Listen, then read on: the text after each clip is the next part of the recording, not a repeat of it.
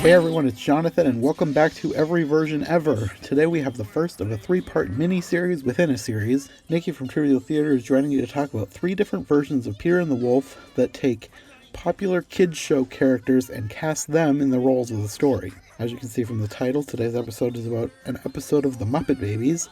Next time will be about Tiny Toons, and the final episode will be about Sesame Street. And as long as I get these finished in time, since these episodes are going to be on the shorter side, I'm going to try and get them all out within the span of a week. Okay, without further ado, let's get into our first one, Muppet Babies, Skeeter and the Wolf.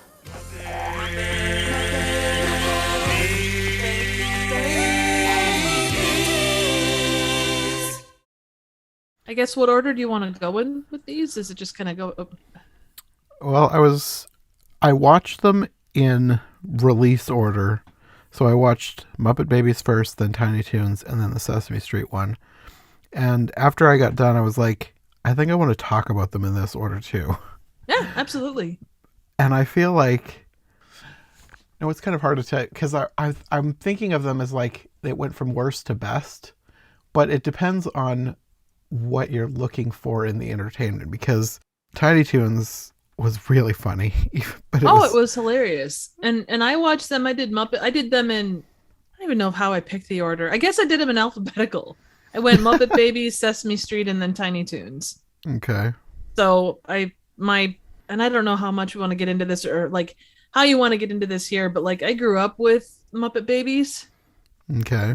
So like seeing these characters again, it's like, oh, I forgot about, the cuteness and the fact that Scooter and Skeeter are a thing, and the fact that you never see, Scooter ever again. Like, this is the only place she shows up in any. Skeeter. Is it Skeeter? Skeeter's the one who you never see ever again. The little She's girl, only in yeah. Muppet Babies. Right. Scooter is everywhere. Like, he was one of the original Why did Muppets. I think that it was the other? Oh, I got their names. Like, I meant the boy one. Yeah. Okay. So it was. Well, it didn't help that they cast Skeeter in the part of Peter, so that might have been what confused you. Yeah. Well, and yeah, because I remember seeing like a robot chicken thing on. They did the Muppet Babies thing, and they're like, what happened to Skeeter? And they're like, oh, this is the only place she shows up, and then she's never seen again. And yeah, anyway. So neither here nor there, a completely random tangent, but anyway. Yeah, it'd be nice if they used her in something else, but I have a feeling that they just made her up for this show because it was like, we need another girl because we only have one. Yeah, literally, I'm sure that's probably the only reason. And I don't know, the whole twin thing kind of makes me think of like Rugrats as well, because you kind of get that same vibe with the twins Phil and Lil. Yeah. But anyway, random. No, that's fine. I was going to ask you how familiar you were with Muppet Babies anyway, so. Oh, yeah. Like, I grew up on them. I don't remember a ton, but I remember, the characters and how it was weird that, like, Animal looks like an actual tiny baby with the bonnet thing. Everybody else, like, they're not a consistent age. Like, yeah. Wolf has a diaper. None of the other ones really have a diaper. Why does Miss Piggy have like a ring? It's kind of weird. You never see Nanny's face. Yeah, I didn't. I think I watched some Muppet Babies as a kid, but it was one of those shows, like, it was out around the time that I was born. So by the time I would have been old enough to remember, it would have been in repeats, and I don't think I watched a ton of it, but I know I've seen some of it. But it wasn't like I'm not super familiar with it. I'm more familiar with just the Muppets in general. Oh yeah. Well, and I grew up on Muppets, of course. Oh, 100% same. Like, the Muppets were absolute life back in the day. Mm-hmm. So, what about Peter and the Wolf? How familiar are you with that? A little bit. Once we got talking, like, once I got looking at it, I was like, oh yeah, I think I remember seeing it at one point. I think we did it in school at one point, or a variation on it. But the actual, this is the most exposure I've had to it over the course of these three children's pieces. Mm-hmm. But it kind of got me thinking, like, like how Looney Tunes, like anything I know about opera is because of Looney Tunes. And it kind of falls into that same thing here. Like, when I heard the music in the various specials that kind of got more into that, it's like, oh, I know that song. I'm familiar with these melodies, Hmm. So Yeah. Did you ever watch the Disney version? I don't think so. Okay, because that's how I'm most familiar with this. I think we had an album of like classical music for kids too, or something like that. Oh, But cool. the Disney version is like the reason I'm most familiar with it. And I'm sure I've said this on other episodes of this series, but we had a VHS tape with Peter and the Wolf and some other musical Disney cartoons. And so it got a bunch of replay when we were kids. So I'm very Cool. familiar with it. That's awesome. But yeah, getting into the Muppet Babies version, I was expecting more music. They didn't use any of the music from the symphony at all, which No, they was really really didn't. strange. Well, and like Ralph's whole introduction to like, oh, here's a random instrument. Oh, here's this random kazoo. Like I was expecting slide whistles and stuff to come out next, and there wasn't a lot of like, even when Animal gets the little horn thing and he takes off, or the bike horn thing and he takes off the rubber part of it. Hmm. There's no real correlation to the both of those. It's like Ralph wants to do a symphony, he wants Animal to be a lion or whatever, and there's really nothing that connects the two of them really. Like it's kind of, even though it's a kids show and obviously it's, your storytelling is going to be a bit random to start with, but the ties at best were tenuous even for a kids show. Yeah, they had like the basic outline of the story, and they had Nanny telling them the story, but then they kind of go off in their own direction when she stops telling the story to go and do something else. So you almost don't even get the actual story. You just get I don't want to call it like fan fiction, but you almost get like their own version of it. Oh, it totally is that. But I did like seeing the different characters take on the different roles. That was the one thing that I was looking forward to in these three pieces, was seeing who was going to be in which character. So I liked seeing like Gonzo as the bird and Mm-hmm. Skeeter as Peter and Fozzie as the duck. I did really like that they had Fozzie, like, because in the story, the duck is eaten. So Fozzie is the duck, and they just talk about him disappearing. Like, they very explicitly avoided saying that he was eaten or that he died, even though that's obvious what happened. But They it's kind just of the don't say case. it. Yeah, that's kind of the case across all three versions. Like, I guess you kind of get a little bit more of that in Tiny Toons, but even in the Sesame Street version, the We'll get to it, but I loved how they handled it in the yeah, Sesame that was Street that was version. it was so cute. But again, like you say, they didn't really address what actually happened. It was just, oh well, you know, he went goodbye for now. He went to live in a farm out in the country. Something like that. How they picked like Gonzo and Fozzie to be the various animals. They did translate the animals pretty well from the Muppets, I think. Yes, but Scooter looked weird, but they did call that out. Yeah, Scooter was a weird cat.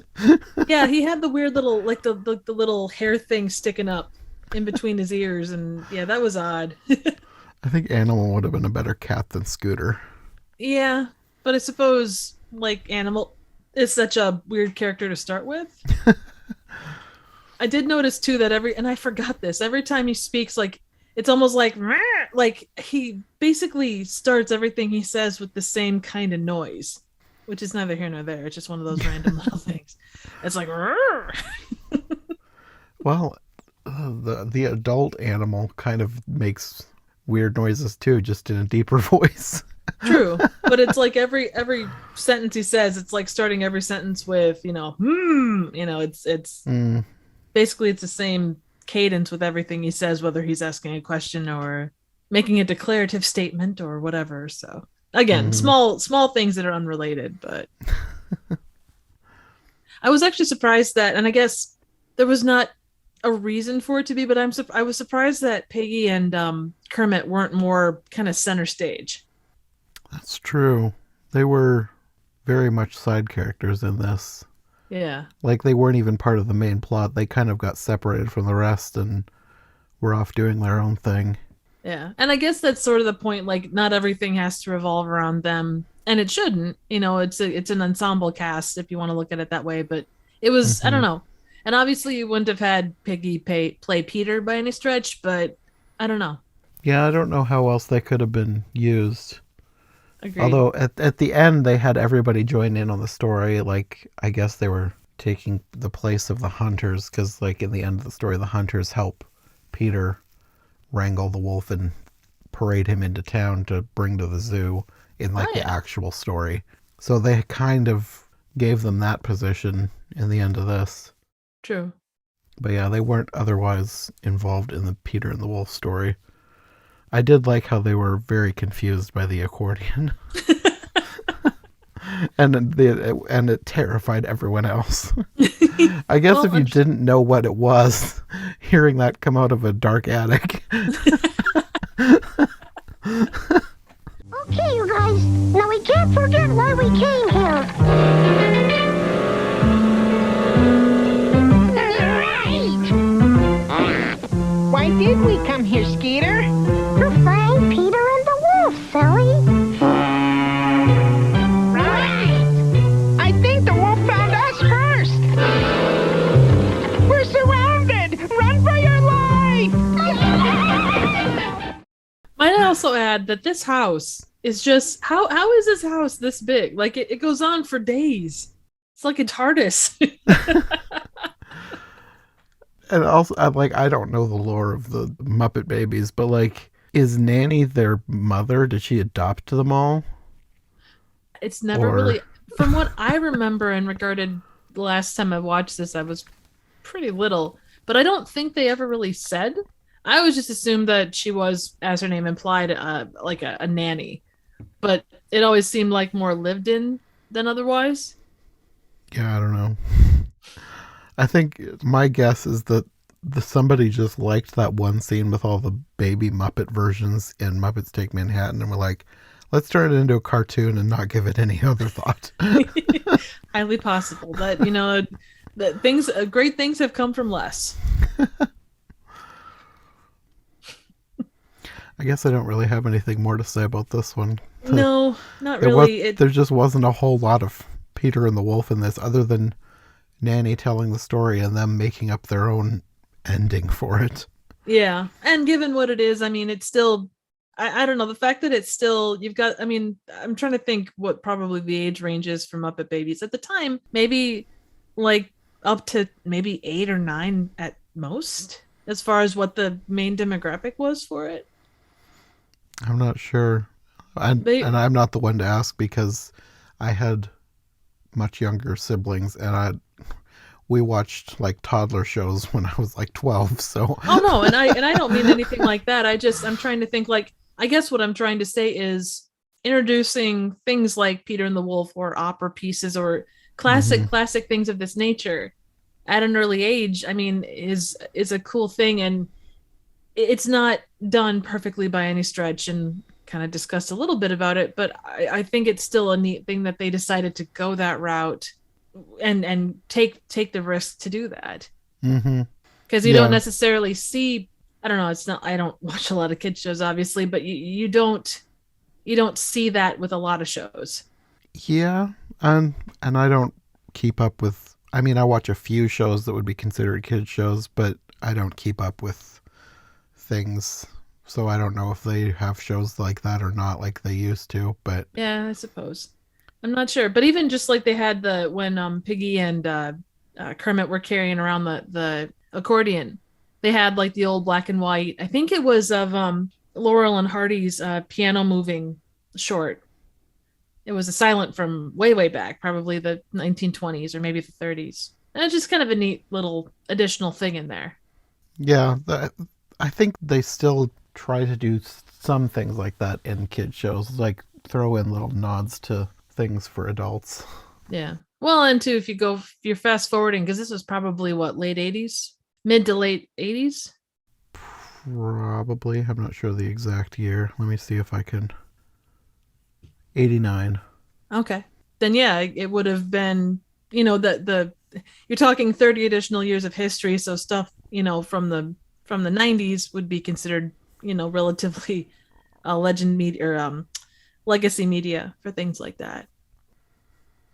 Okay, well, I guess that's probably the end of Muppet Babies. It was cute. I just wish there had been more actual music and story. Yeah, no, It's 100%. it's so weird that they didn't use the music at all. I guess I was expecting them to do like that because like Animal had that little horn and Rolf had the piano. I was expecting them to do like their version of it, like do the music, but have it on completely different instruments than what it is in the actual symphony. Oh, agreed. But then they just never did.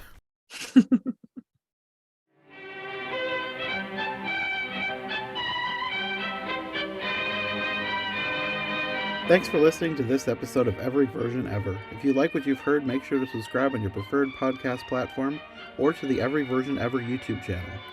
Make sure to follow my co-hosts as well. Any relevant links will be in the description for easy access. We'll be back soon with another brand new episode, so thanks for listening and we'll see you next time.